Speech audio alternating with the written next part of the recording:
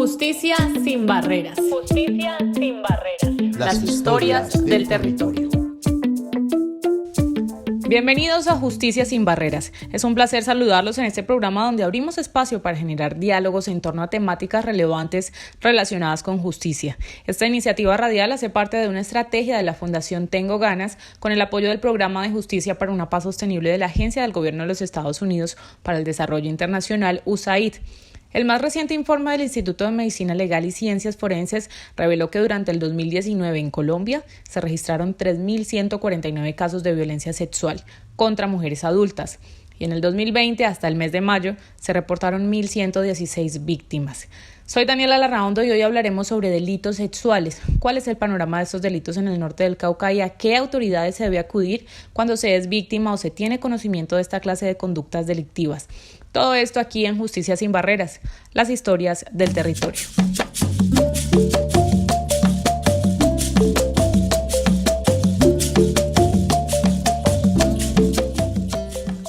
La Ley 1257 de 2008, por la cual se dictan normas de sensibilización, prevención y sanción de formas de violencia y discriminación contra las mujeres, en su primer capítulo señala que daño o sufrimiento sexual son las consecuencias que provienen de la acción consistente en obligar a una persona a mantener contacto sexualizado físico o verbal o a participar en otras interacciones sexuales mediante el uso de fuerza, intimidación, coerción, chantaje, soborno, manipulación, amenaza o cualquier otro mecanismo que anule o limite la voluntad personal. Igualmente se considera daño o sufrimiento sexual el hecho de quien agrede obligue a la agredida a realizar alguno de estos actos con terceras personas. Este delito, que deja huellas imborrables en las víctimas, sobre todo en el ámbito psicológico, es una grave problemática social de la que hablaremos hoy en Justicia sin barreras. De acuerdo con Medicina Legal, la violencia sexual se manifiesta de diferentes formas. Los actos sexuales, que van desde caricias, besos, palpaciones o el coito consumado, constituyen actos de violencia. Las tentativas de obtener sexo bajo coacción, la agresión mediante órganos sexuales, el acoso sexual incluyendo la humillación sexual, entre otros. Para la Organización Mundial de la Salud, la violencia sexual es todo acto sexual, la tentativa de consumar un acto sexual, los comentarios, insinuaciones sexuales no deseadas o las acciones para comercializar o utilizar de cualquier otro modo la sexualidad de una persona mediante coacción por otra persona, independientemente de la relación de esta con la víctima, en cualquier ámbito, incluido el hogar o el lugar de trabajo. Esta problemática, sin duda, y como lo han expresado diversas instituciones en todas sus manifestaciones, constituye una de las más graves afectaciones a los derechos fundamentales de las personas, atentando particularmente contra los derechos a la vida, la libertad, la seguridad, la integridad física y psicológica, la libre expresión y la libertad de circulación y el libre desarrollo de la personalidad, dificultando el ejercicio de los derechos sexuales y reproductivos y además los estándares deseables de salud física y mental. Hoy nos acompaña la doctora Diana Granados, feminista, activista política, trabajadora social, docente universitaria e investigadora de temas como cultura, política, derechos de las mujeres, género, paz y educación. Doctora Diana, bienvenida, ¿cómo está? Muchísimas gracias por haberme invitado. Los delitos sexuales son una problemática fuerte que merecen ser analizados desde diferentes ángulos. Háblenos un poco sobre los mitos y creencias en el imaginario colectivo frente a la violencia sexual. Existen una serie de tabús o también como de mitos que naturalizan y que legitiman la violencia sexual, efectivamente como los que tú acabas de mencionar, cómo iba vestida, en este caso las mujeres, ¿no? Porque estaba transitando a estas horas, o efectivamente si por intermedio está, digamos, un consumo de alcohol, y esto pues justifica la violencia, pero además de que la justifica, la naturaliza, ¿no? O sea, plantea como que estos elementos atenúan el suceso mismo de la violencia, el hecho de que se lleve una ropa que es socialmente catalogada como, por ejemplo, sexy o tabú, es como que esto lo que hizo fue generar o despertar, digamos, o animar o motivar la violencia. Entonces, estos elementos aparecen como casi que como legitimadores de lo que ocurre. Y el problema de esto es que estos tabúes, estas formas de legitimar y naturalizar la violencia, no solo se despliegan, digamos, en los imaginarios sociales, sino que también se despliegan en los operadores de justicia. Entonces es muy complicado en muchos casos donde la violencia sexual llega a los estrados judiciales, contar, digamos, con unas miradas más amplia, más amplias, digamos, desde los operadores de justicia. Entonces estos mitos y estos tabúes no solo hacen parte como del imaginario social, sino que tienen impactos muy graves, porque además de que naturalizan la violencia, en los procesos jurídicos impiden muchas veces que se pueda entender la complejidad del suceso y se termina, digamos, naturalizando lo que ocurrió o justificando, ¿no? Sabemos que es difícil determinar las causas concretas que pueden llevar a una persona a violentar sexualmente a otra. Sin embargo, de acuerdo con sus investigaciones, ¿quiénes son los principales agresores y cómo podemos protegernos de estas situaciones? Existe una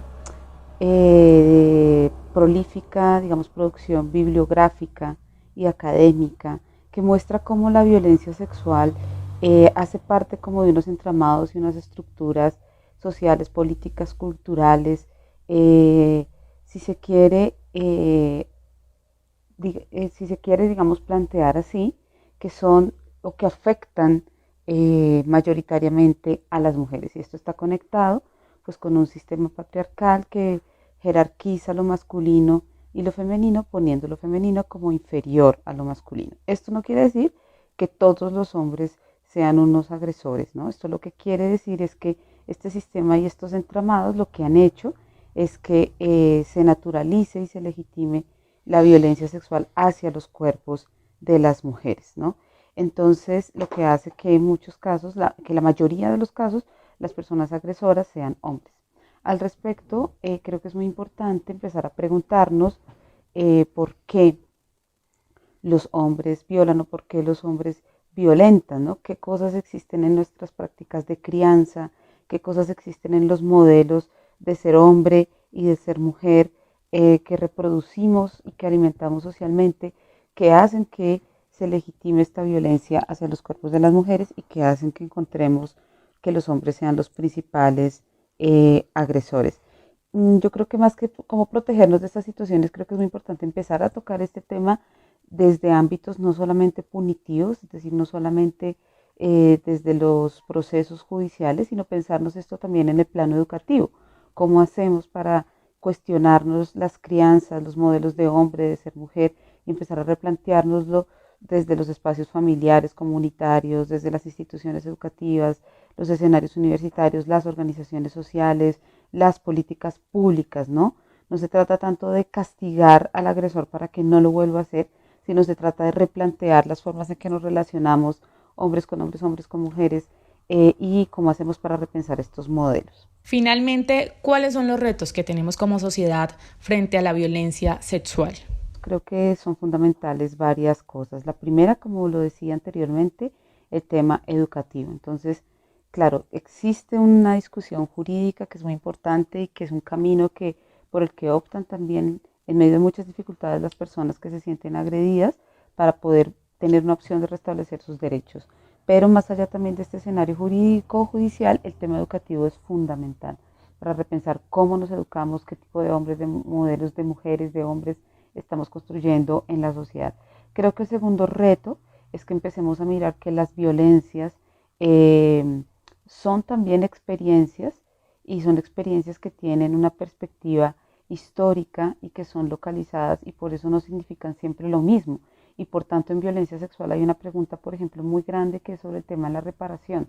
¿Cómo se construyen unas perspectivas localizadas sobre los procesos de reparación que no siempre están atravesados por lo jurídico? Muchas veces están atravesadas porque quien ha agredido diga la verdad, porque se repare el nombre de la persona que se ha sentido afectada, porque quien ha agredido se comprometa pública y socialmente a modificar sus comportamientos, etcétera. Entonces creo que el segundo reto es cómo pensamos este tema de la reparación, ¿no? Finalmente creo que hay una tarea muy grande en materia de prevención y eso nos compete a todos y a todas como sociedad y creo que es más allá que campaña, que digamos si bien son importantes las campañas educativas o comunicativas, la prevención también tiene que ver con cambios en las prácticas, ¿no? Entonces si tenemos por ejemplo, cambios en las prácticas y en los imaginarios de los operadores judiciales que entiendan que la violencia no es porque la mujer se pone una falda corta o porque transita por un camino oscuro, que entienda quién recibe la denuncia, tiene que garantizar y no revictimizar a la persona, que las organizaciones sociales y feministas vienen haciendo un trabajo muy importante acompañando las experiencias de mujeres que necesitan ese apoyo para poder restablecer sus vidas. Entonces creo que todas esas iniciativas habría que apoyarlas. Muchas gracias, doctora Diana, por acompañarnos. Bueno, muchísimas gracias a ustedes por haberme invitado y permitirme compartir estos elementos en este medio. Muchas gracias.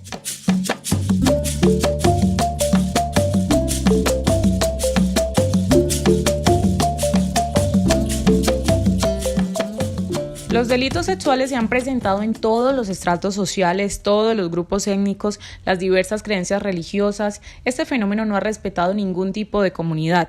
El delito sexual implica por parte del agresor sexual el abuso de poder y control con el uso de violencia o sin ella, para someter a una persona a realizar actividades sexuales o a ser testigo de las mismas sin su consentimiento. Implícitamente tiene fines agresivos y dañinos, dado el irrespeto de los derechos y necesidades que la víctima tiene con el ser humano libre y autónoma.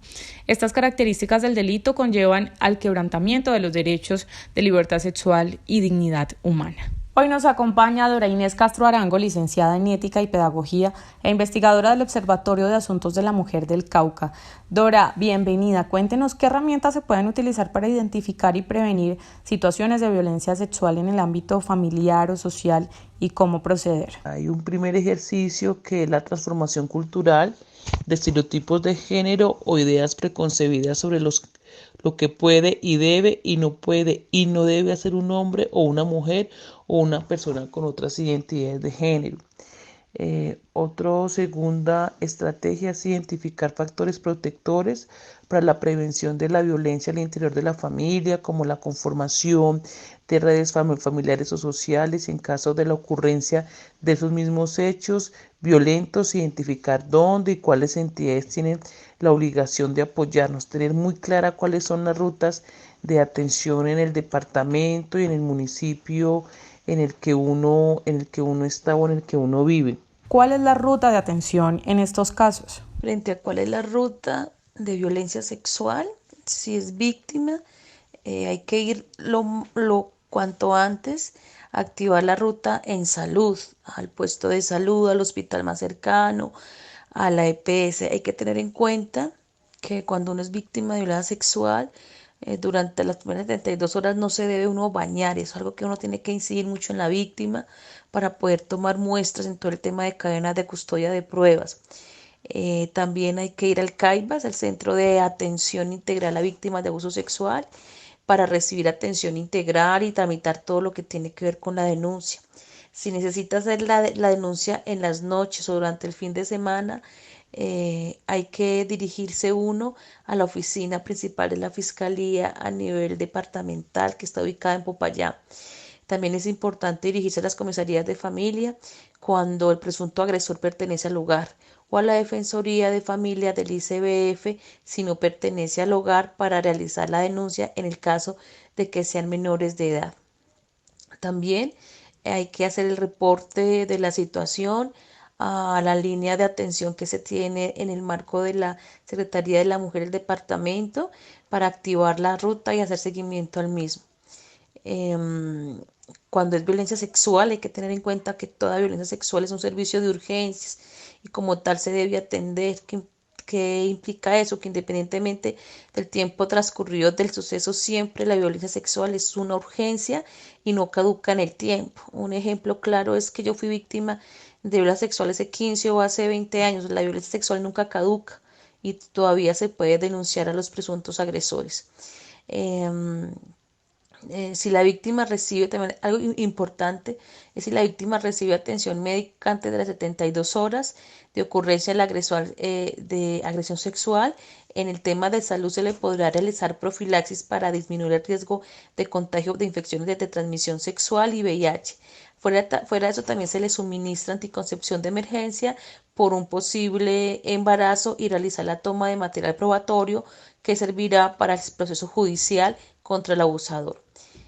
Algo también interesante, si recibes atención médica durante las 72 horas después del acto violento. Se le debe ofrecer atención médica a la víctima en salud mental, asesoría para IV, que tiene que ver con interrupción voluntaria del embarazo, y se deben realizar las remisiones pertinentes a los diferentes especialistas. ¿Qué iniciativas se están implementando para aportar a la prevención y protección de las mujeres frente a la violencia sexual en el departamento del Cauca desde la Secretaría? Bueno, desde la Secretaría de Mujer, desde Secretaría de la Mujer Departamental, se vienen adelantando unos proyectos donde tocan temas de prevención y atención a casos de violencia sexual. Tenemos el proyecto sobre el fortalecimiento al mejoramiento de la salud sexual y reproductiva de las mujeres y las niñas caucanas, donde se abordan temas de prevención de violencias y también todo lo que tiene que ver con el IV, la interrupción voluntaria del embarazo. Tenemos también el proyecto, ya te cuento más, el proyecto de violencias por una vida libre de violencias en el Cauca, donde se trabaja todo lo que tiene que ver con acompañamiento a entidades que prestan atención en ruta en los 42 municipios. También tienen que ver todo lo que estamos trabajando con el Observatorio de Asuntos para la Mujer del Cauca, donde estamos comenzando a generar para este año unos boletines estadísticos donde la violencia sexual va a ser una de las principales estadísticas y informes que vamos a dar a toda la comunidad caucana. Violencia sexual y hay en violencia sexual, pero también violencia sexual en el marco del conflicto armado, justamente para visibilizar y comenzar a evaluar los planes de atención, de seguimiento, de prevención que están haciendo todas las instituciones encargadas de ruta, como salud y justicia, para realmente garantizar los derechos de las mujeres cuando son víctimas de violencia sexual. Es el proyecto que tiene que ver con todos los servicios de apoyo a la gestión en el marco de implementar buenas prácticas para la construcción de un territorio libre de violencias contra las mujeres en el departamento del Cauca, lo que implica trabajar con los entes de la ruta, cualificación, identificación de casos y acciones de prevención, pero también una intervención con enfoque diferencial e intersectorial en el departamento. Tenemos toda una estrategia comunicativa también de Secretaría de la Mujer, donde constantemente se está sensibilizando a las mujeres en el departamento a no denunciar, a no callar, y a las acciones de prevención que deben tener en su vida diaria para no ser víctimas de violencia sexual. Dora, muchas gracias por acompañarnos. Esperamos que estas estrategias logren incidir en la prevención y mitigación de este delito. Hasta una próxima oportunidad.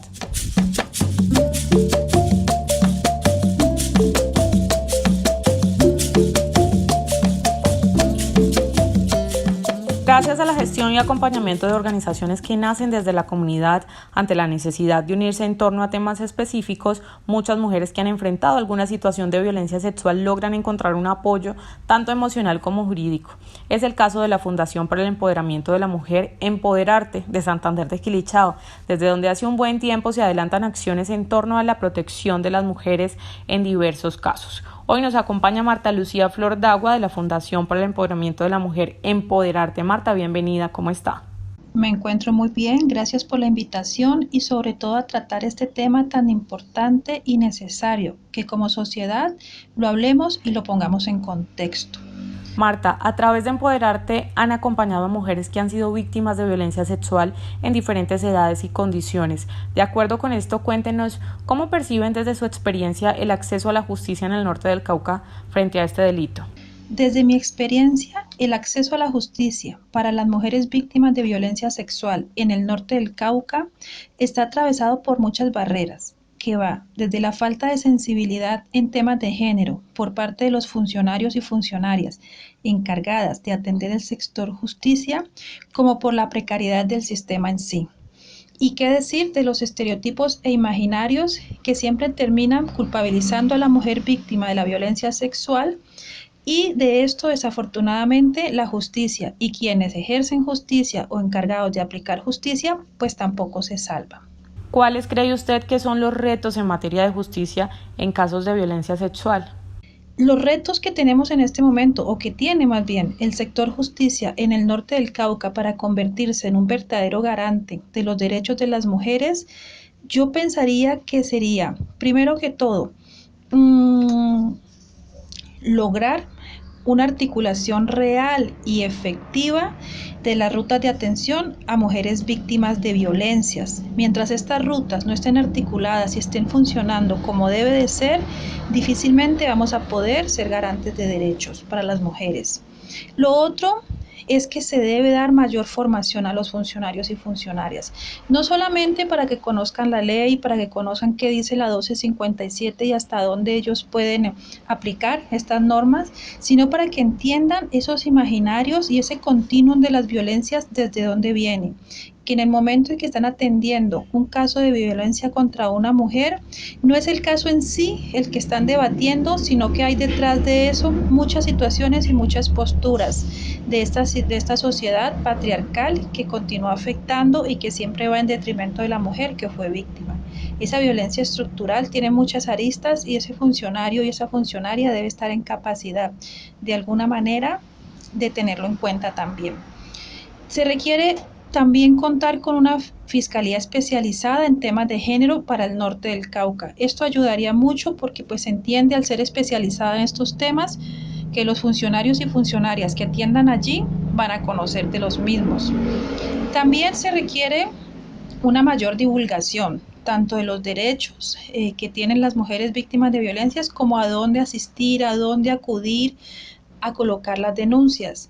Tengamos en cuenta que a Santander de Quilichao no solamente se atiende la Fiscalía de Santander a mujeres quilichagüeñas, sino a mujeres de todo el norte del Cauca y debe masificarse la información.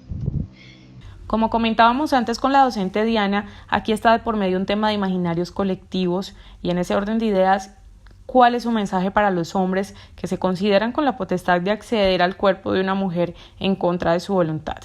En cuanto a un mensaje para estos hombres que no han podido entender que este primer territorio, que es el cuerpo de las mujeres, no se toca, no se mira, no se mata, que cuando decimos no es no y que siempre tiene que ser todo lo que pasa entre pareja o no debe ser totalmente consensuado, libre, espontáneo.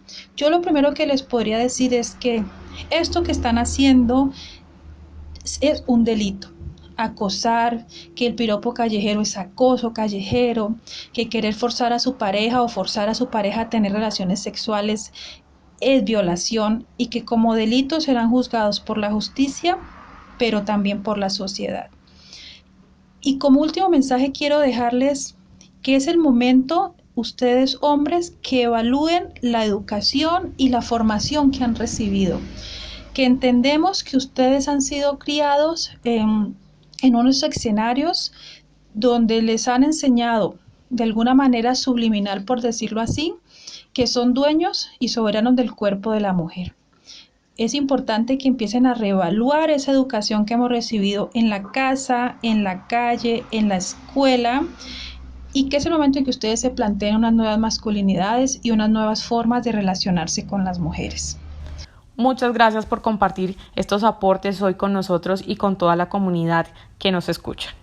Agradezco enormemente la invitación y espero haber aportado algunas ideas para este que es un debate amplio que debe ser una discusión permanente, y un saludo sororo para las mujeres víctimas de todo tipo de violencias y decirles que como colectivos de mujeres estamos allí para apoyarles y que la norma y que la ley y que la justicia también debe estar para ustedes. Un abrazo.